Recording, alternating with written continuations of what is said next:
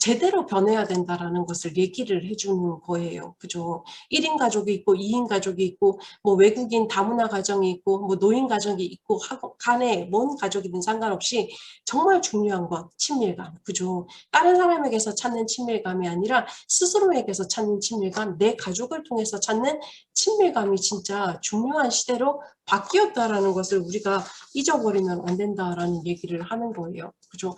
그러면 이 가족에 대해서 더 중요한 실험을 한 게 있어요. 이거 보이세요? 지금 원숭이예요. 이게 누가 이제 실험을 하셨냐면 그 할로우라는 이제 그 심리학자가 실험을 한 부분이었어요. 그 해리 할로우라는 분이 실험을 했는데 어떤 실험을 했냐면 애착 실험을 한 거예요. 이 해리 할로우라는 분이 이제 이 아이가 이제 붉은 털 원숭이래요. 인간하고 가장 비슷하다고 그래요. 이 아이를 멸균 지역에서 키우면 아이가 너무 잘 자라겠지라고 생각해서 얘 엄마가 얘를 놓자마자 애를 납치해 온 거죠. 납치해 와서 멸균실에다가 집어넣은 거예요. 집어넣었는데 그냥 안 집어넣고 요만한 이제 그 너무 작은 방 아니라 큰 방에다가 수건을 깔아주고 이제 뭐 가장 얘가 자라던 그런 집 자연환경하고 비슷하게 만들어준다고 만들어줬는데 이 아이가 건강하게 자랄 거라고 생각을 했던 거죠. 근데 생후 몇 개월이 지났는데도 불구하고 아이가 시들시들하다라는 거예요. 그러면서 이 아이가 유일하게 집착을 하는 게 있었는데 그게 뭐였냐면 그 깔아준 매트 밑에 있는 수건 있잖아요. 폭신폭신한 수건 그거를 애가 자꾸 잡더래요. 그래서 이분이 이제 아 그래? 그러면 얘가 폭신폭신한 거에 관심이 있나 아니면 얘가 동물이잖아요. 동물은 본능에 따라서 살아가는 존재니까 뭐 다른 것 때문에 그런가 한번 실험을 해보자 그래서 이렇게 만든 거예요.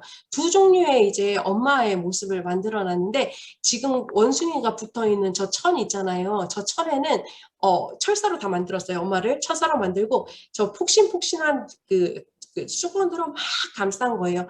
근데 저 엄마한테는 우유가 없어요. 젖이 없어요. 그래서 저 아이가 저기 가도 배고파도 배 부름이 해결되지 않는 거예요. 반면에 혼자 있는 저 철사 엄마는 그냥 철사를 다 드러내고 있어요. 그런데 저기에는 뭐가 있냐면 우유가 있어요. 그래서 이 박사가 관찰을 한 거예요. 해리 박사님이 관찰을 했는데 원숭이가 저 우유 엄마한테 가지 않는 거예요.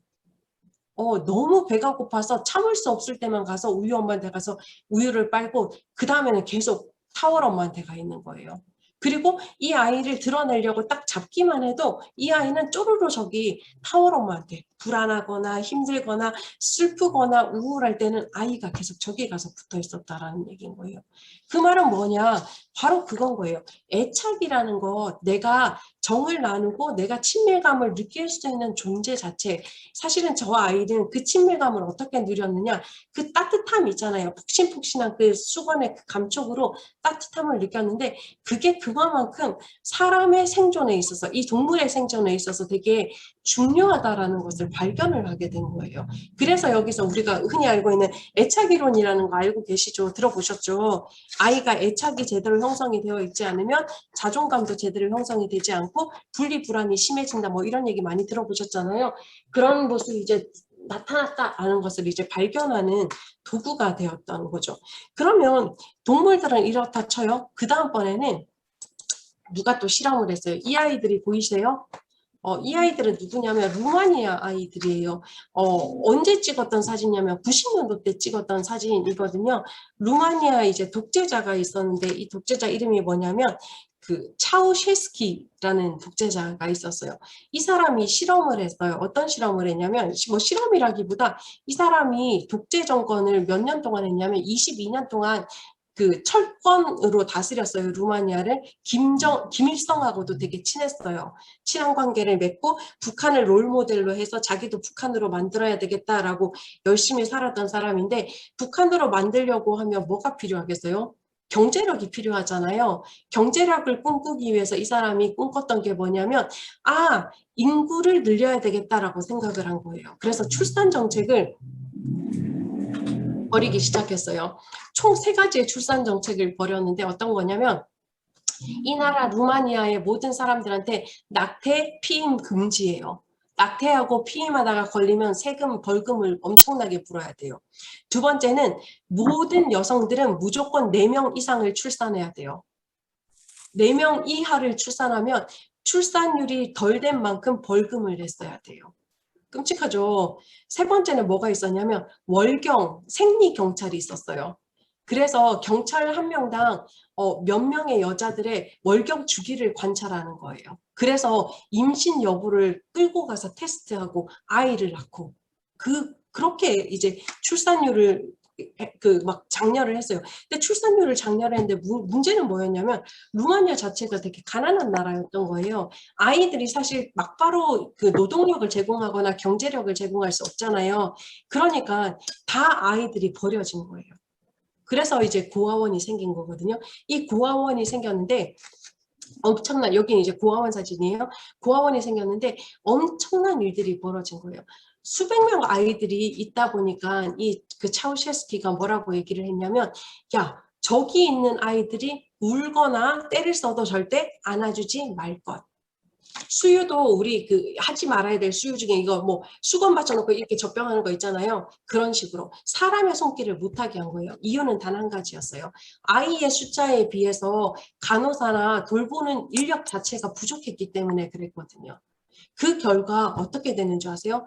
아이들이 몸은 자라요. 우유를 먹으니까요. 몸은 자라는데 정서적으로 피폐해지는 거예요. 제가 또 다른 사진을 찾았는데 그 사진은 너무 끔찍해서 제가 못 올렸는데 그 아이는 자기 주먹을 입으로 빨고 있어요. 주먹을 입 한가운데 넣고. 그리고 자기 머리를 계속 찧어요.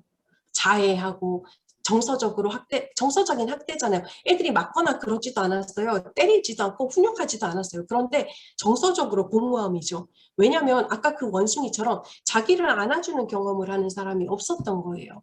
이 아이들은 기쁨도 모르고 슬픔도 모르고 즐거움도 모르고 고통도 모르는 거예요.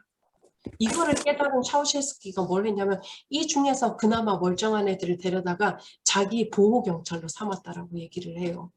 그래서 루마니아 한참 떠들었던 게 뭐냐면 차우셰스키의 아이들 해서 그 아이들이 지금은 지하세계에서 살고 있거든요. 그 이야기인 거예요.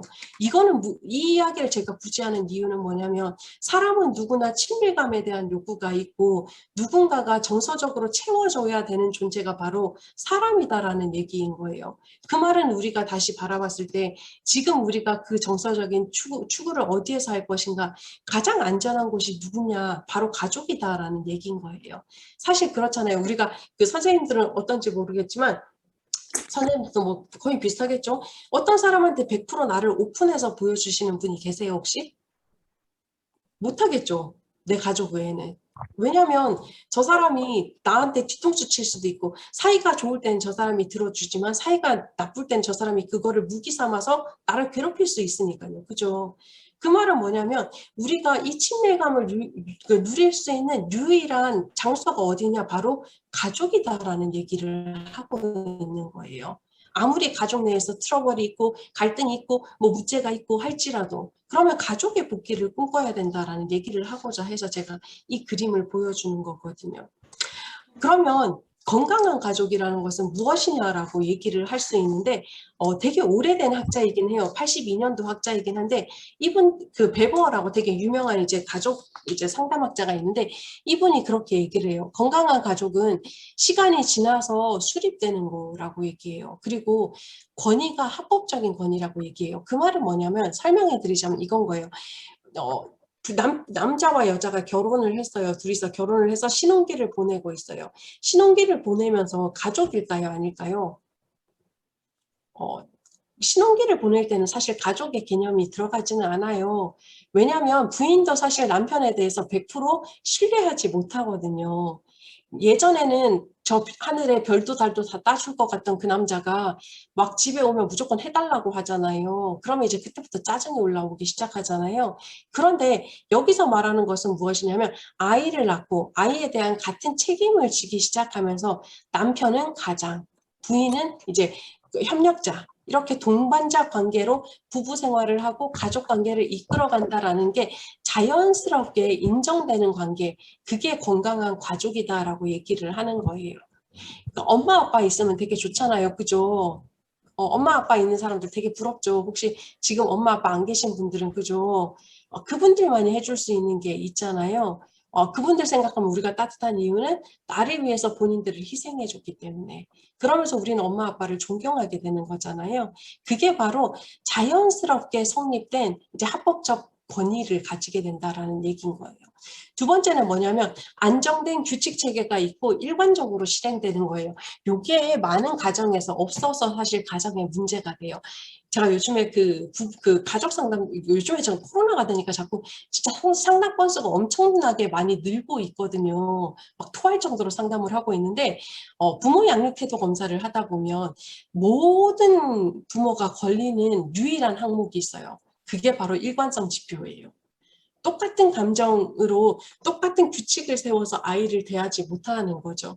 어떨 때는 내가 기분 좋으면 저 행동도 오케이. 근데 어떨 때는 내가 기분 나쁘면 저 행동은 죽어도 안 되는 거예요. 그게 이제 일관성인 거거든요. 근데 일관된 규칙을 가지고 있는 게 건강한 가족인 거예요. 엄마랑 아빠가 일관되지 않아. 어떨 때는 막 기분이 좋은 거예요. 어떤 아이가 유튜브를 1시간 이상 보는 거예요. 안 돼! 무조건 1시간 이상은 안 돼! 라고 하면 무조건 안 돼야 되는데 엄마 아빠가 기분이 좋아. 아빠가 한잔하고 오니까 너무 기분이 좋은 거예요. 야! 2시간, 3시간 해! 엄마가 뭐 그날 아빠가 뭐 다이아몬드를 사줘서 너무 기분이 좋은 거예요. 야, 2시간, 3시간 해. 그러다가 엄마 아빠 둘이 싸운 거예요. 그날은 50분 했는데 너 네가 맨날 그렇게 50분씩 하니까 그따위로 살지 마. 이렇게 혼내는 거예요. 이게 비일관성이거든요. 그럼 이 아이는 어떻게 되냐면 눈치를 봐요. 야, 우리 엄마 아빠 기분이 좋은가? 기분이 나쁜가? 그죠? 그런데 그 모습 자체가 없어야 된다라는 거예요. 건강한 가족은. 가족 규칙을 세우라라고 얘기를 하거든요. 그건 제가 뒤에 가서 설명해 줄 건데 가족이 세울 수 있는 룰을 세우고 그거를 동시에 똑같이 언제나 늘상 하라라고 얘기를 하는 거예요.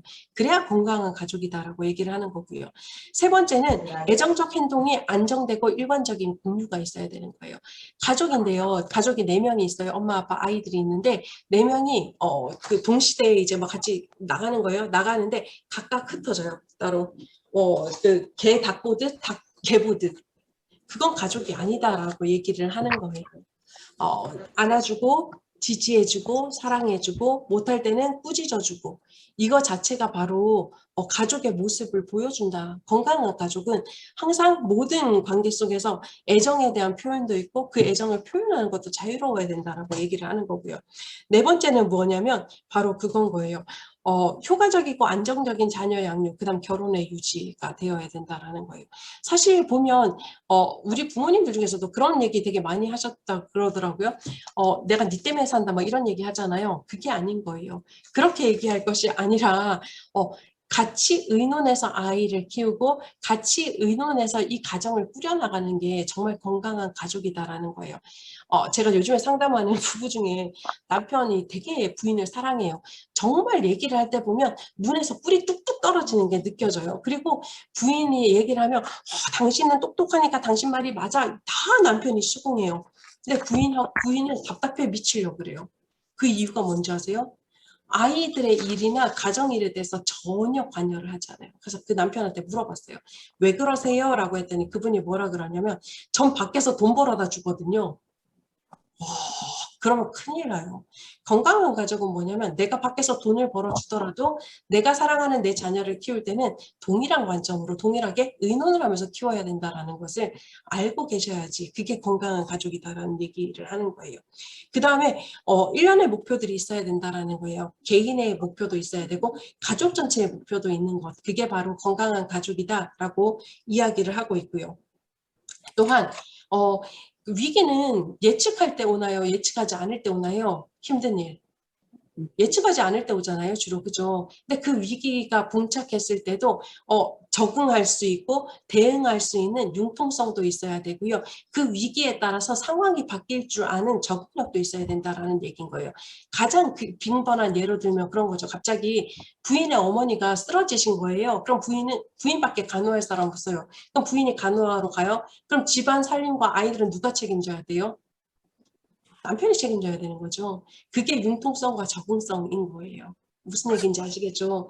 그렇게 나타날 수 있는 것 자체가 바로 건강한 가족이다라고 얘기를 하는 거예요. 이렇게 건강한 가족을 바라볼 수 있는 단계가 있는 거예요.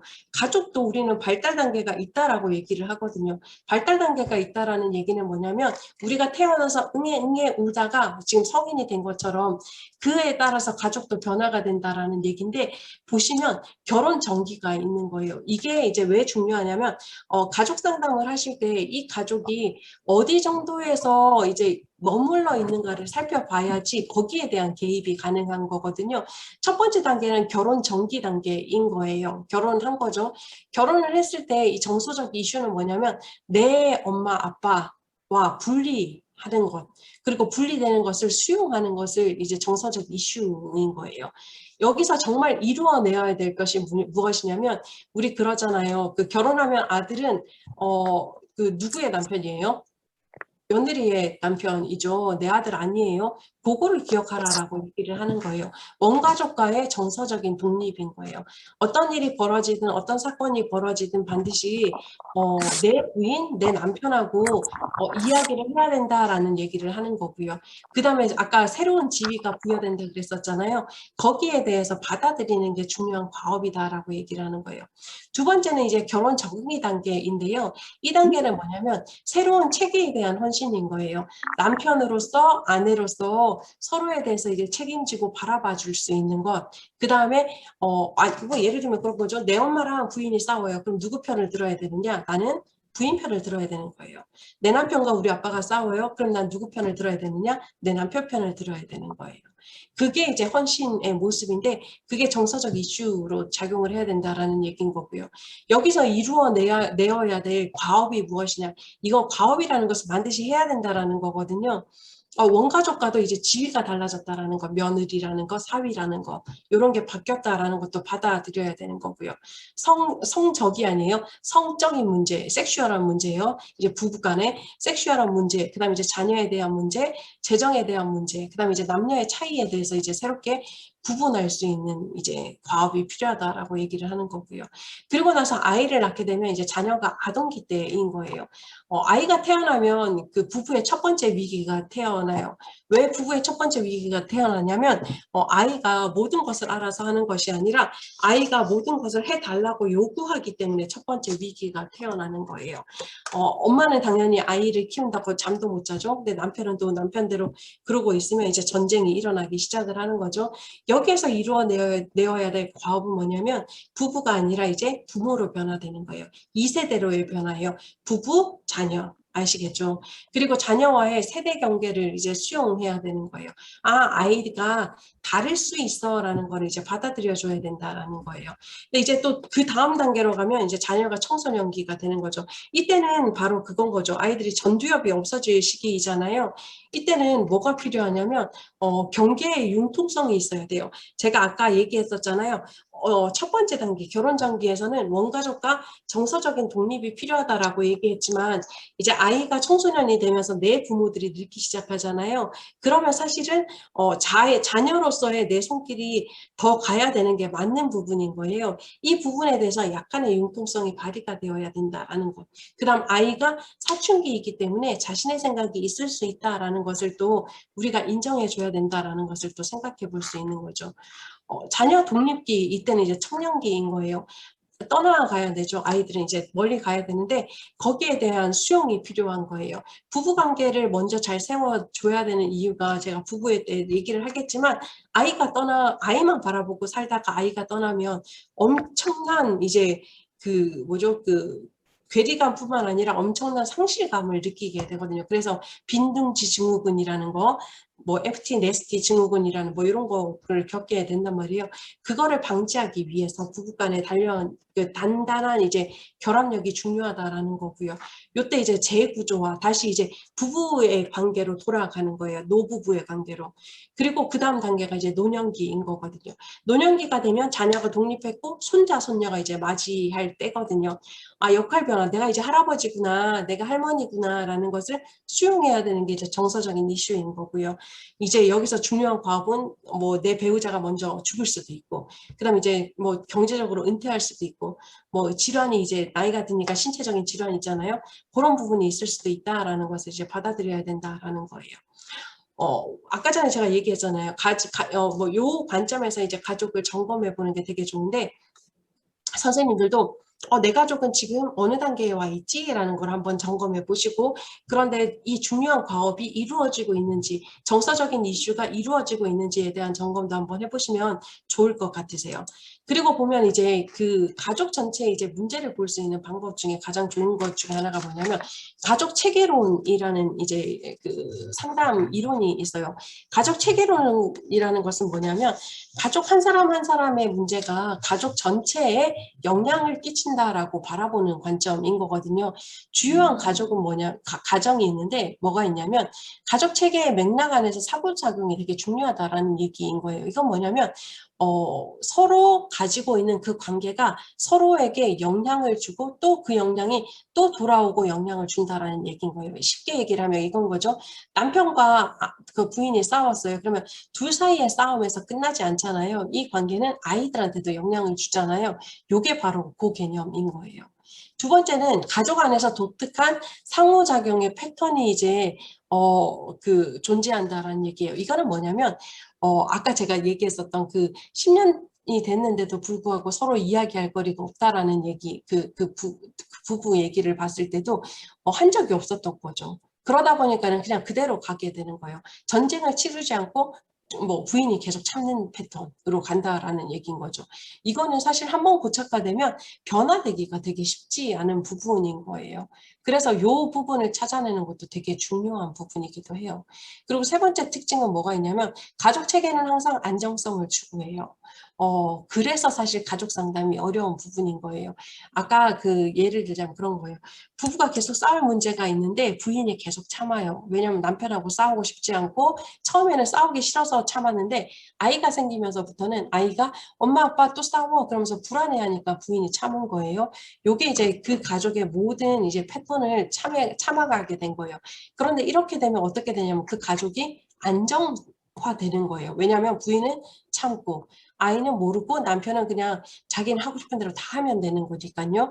그런데 문제는 뭐냐면 부인이 자기가 이제 뭐 갱년기가 되면서부터 울끈울끈 하잖아요. 억울하기 시작한 거예요. 그래서 안 참으려고 하다 보니까 가족 속에서 전쟁이 일어나기 시작한 거예요. 그럼 부인은 어떻게 생각하냐면 내가 문제가 있구나라고 생각을 해요. 그리고 다시 내가 참아야 되겠구나라고 생각을 해요. 자기가 참으면 문제가 없다라는 것을 익숙하게 살아왔기 때문에 그 안정성을 계속 추구하고자 하는 특징이 있다라고 가족체계 이론은 보고 있는 거예요. 그리고 네 번째는 뭐냐면 시간 경과에 따라서 달라진다라고 얘기해요. 아까 이건 가족 발달하고 같이 나아가는 거거든요. 자녀가 자라면서 가족 구성하는 모습도 되게 많이 달라진다라고 얘기를 하는 거잖아요. 그 이야기를 하고 있는 거예요. 여기서 다루는 그 개념이 우리가 가족을 바라볼 때 우리 가족 스스로 내가 가족해 있는 가족도 한번 점검을 해보시면 좋겠는데요. 순환적인 인과성이 있다라는 얘기예요. 한 사람이 하는 행동, 말, 그다음 태도, 생각, 감정은 가족 전체에게 영향을 준다는 거예요. 그렇다면 선생님들이 생각해 보셔야 될 건 뭐냐면 우리 가족에게 영향을 주는 건 뭐지? 어떠면 우리 가족이 얼음이 되지? 혹은 어떠면 우리 가족이 기쁘지? 이런 걸 한번 찾아보시면 좋겠죠. 두 번째 얘기하는 비총합성이라는 것은 뭐냐면 가족 우리가 뭐 예를 들면 4명의 엄마, 아빠, 아들, 딸 이렇게 4명이 가족이에요. 가족인데 엄마의 특징, 아빠의 특징, 아들의 특징, 딸의 특징 이 4특징을 다 합쳐도 가족의 특징을 나타내지는 못한다라는 얘기인 거예요. 그래서 가족을 바라볼 때는 어떻게 바라봐야 되냐면 엄마의 특징, 아빠의 특징, 아들의 특징, 딸의 특징도 바라보고 동시에 가족 전체의 특징도 바라보라라고 얘기하는 게 바로 비총합성인 거예요. 가족 전체의 특징을 바라보기 위한 가장 좋은 도구는 뭐냐면 상호작용을 바라보면 되는 거예요. 예를 들면 그런 거예요. 가족 상담이 오면 이건 이제 스킬이긴 한데 가족 상담을 왔을 때 가족 전체가 왔잖아요. 그러면 저는 뭘 보냐면 가족의 이야기를 꺼낼 때 누가 가장 먼저 이야기를 하지? 라는 거. 그리고 그 다음에 누가 이야기를 하지? 그런데 이야기를 하면서도 누구의 신경을 많이 쓰거나 혹은 누구의 눈치를 보지? 이런 거를 찾아보는 게 되게 중요하다라고 얘기를 하는 거죠. 세 번째 얘기하는 이제 다기결성, 동기결성은 무슨 뜻이냐면 다기결성은 뭐냐면 시작은 같아도 다른 결과를 가진다라는 얘기인 거예요. 예를 들면 그런 거예요. 실직을 했거나 혹은 입원을 했어요. 그러면 스트레스를 받잖아요. 그런데 가족들이 보이는 거는 이제 다양한 결과를 보여요. 뭐 이제 뭐 아빠가 실직을 했거나 아빠가 입원을 했어요. 그러면 가족 전체의 스트레스긴 하잖아요. 그런데 엄마가 보이는 패턴, 그다음에 딸이 보이는 패턴, 아들이 보이는 패턴이 다르다라고 얘기를 하는 거예요. 왜냐하면 가족 구성원 자체가 달라서 그렇다라고 얘기를 하는 거고요. 동기결성은 뭐냐면 다른 행동을 하고 다른 걸 해도 같은 거로 이제 귀결이 된다라는 얘기인데 이거는 이제 가치관에 대한 부분이 그런 거예요. 예를 들면 그래요. 제 친구 중에 이제 그 아버지가 교수님이 계세요. 교수님이 계신데 좀 약간 교회를 다니시는데 교회에서 조금 이제 그 융통성 없는 교회를 다니세요. 그래서 그 교회 목사님이 그러셨나 봐요. 그 요즘에 그 우리 코로나 백신 맞고 있잖아요. 백신 맞으면 뭐 베리칩인가 뭐 그래서 우리 666이라고 뭐 성경에서 얘기하는 그런 악마의 표시를 받으니까 받지 마세요. 뭐 이렇게 얘기를 하셨나 봐요. 그랬더니 그 아빠는 안 맞는 거예요. 근데 제 친구한테 전화를 했는데 제 친구도 못 맞겠대요. 왜 못 받냐 그랬더니 걔는 뭐 그것 때문에 그렇지는 않은데 겁이 나서 못 맞겠다라는 얘기인 거예요.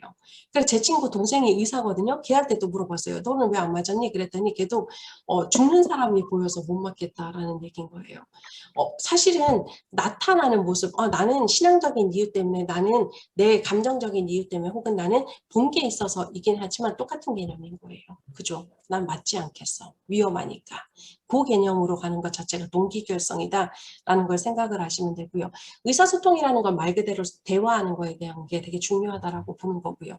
아까 얘기했던 가족 규칙에 대해서 설명을 드리자면 그건 거예요. 모든 가족에게는 비밀이 있어요. 근데 그거를 규칙이라고 또 해요. 그 비밀을 찾아내는 게 사실 가족 상담의 키워드이기는 하거든요. 제가 상담했던 가족 중에 어떤 가족이 있었냐면 큰아이한테 조금 인지적인 문제가 있는 거예요. 그래서 그 가족의 이제 비밀은 뭐냐면 가족 규칙은 뭐냐면 그 큰아이에 대한 이야기를 절대 밖에 나가서 가족 외의 사람들한테는 하지 않기. 이게 가족 규칙이에요. 그런데 그건 안 좋은 가족 규칙이잖아요. 그런데 건강한 가족이 되기 위해서 아까 얘기했던 일관성 있는 그 행동을 하기 위한 가족 규칙이라는 것은 무엇이냐면 먼저 부부가 개념을 잡는 거예요. 우리 가정에서 반드시 해야 될 것과 하지 말아야 될 것을 한 세네 가지 정도를 정하는 거예요. 그리고 그거를 충분히 의논한 다음에 아이들하고도 소통을 하는 거예요. 그래서 그거를 지켜나가는 것, 그런 게 이제 바로 가족 규칙인 거예요. 그러면 건강한 가족으로 살아갈 수 있는 거죠. 여기서 말하는 가족 규칙이라는 것은 모든 가족에게는 비밀스러운 비밀이 있다. 남에게 이야기하기 불편한. 그러니까 그걸 찾아내라라는 개념인 거고요. 항상성이라는 것은 무엇이냐면 안정성을 추구한다라는 얘기인 거예요. 똑같은 형태로 돌아가기를 원한다라는 얘기인 거예요. 이거 아세요? 자존감 낮은 사람들을 이제 예를 들자면 그런 거예요. 뭐 어떤 일이 터졌는데 자존감 낮은 사람들은 주로 어떻게 생각하냐면 그 사람 상대방이 잘못했어라고 생각하지 않고 내 실수야라고 생각을 하는 거예요. 내 실수야라고 생각을 하면서 또 어떻게 되냐면 나는 역시 가치가 없어. 할 수 있는 게 없어. 라고 또 생각을 해요. 그리고 나면 다시 우울해져요. 그리고 아무것도 안 해요. 그러고 나서 다시 힘을 내서 다시 나왔는데 또 뭔가 실수했어요. 그럼 또 다시 내 실수야. 이게 반복되는 거예요. 계속 똑같은 패턴으로. 그게 항상성인 거예요. 내가 살고자 하는 패턴 자체를 떠나지 않고자 하는 거. 안정성을 추구하는 게 바로 항상성이다라고 얘기를 하는 거예요. 요거를 가지고 우리가 가족을 진단해보고 살펴보면 내 가족 속에서는 어떤 모습이 나타나지? 라는 거를 보면 조금 더 건강한 가족으로 살아갈 수 있지 않을까라는 생각이 드는 거예요. 우리 가족 한번 체크해봤으면 좋겠는데요. 우리 가족의 규칙이 뭐가 있지? 라는 거 한번 생각해봤으면 좋겠어요. 좋겠고요. 우리 가족의 의사소통 점수는 몇 점일까요? 근데 요거는 본인이 스스로 매겨보기도 하고 동시에 내 배우자, 내 자녀들한테도 물어보시는 거 되게 중요하세요. 나는 100점인데 내 배우자는 생각외로 30점, 20점일 수도 있거든요. 그러니까 그러면 안 된다라는 개념인 거거든요. 나는 내가 하고 싶은 말만 계속 하는 거야. 너는 듣기만 해. 이렇게 되는 거니까 한번 체크를 해보시면 좋을 것 같고요. 우리 가족 속에서 끊임없이 동일하게 이렇게 움직이고자 하는 형상성은 뭐가 있지라는 거를 한번 찾아보시면 좋을 것 같아요. 긴 시간 강의를 들으셨는데 혹시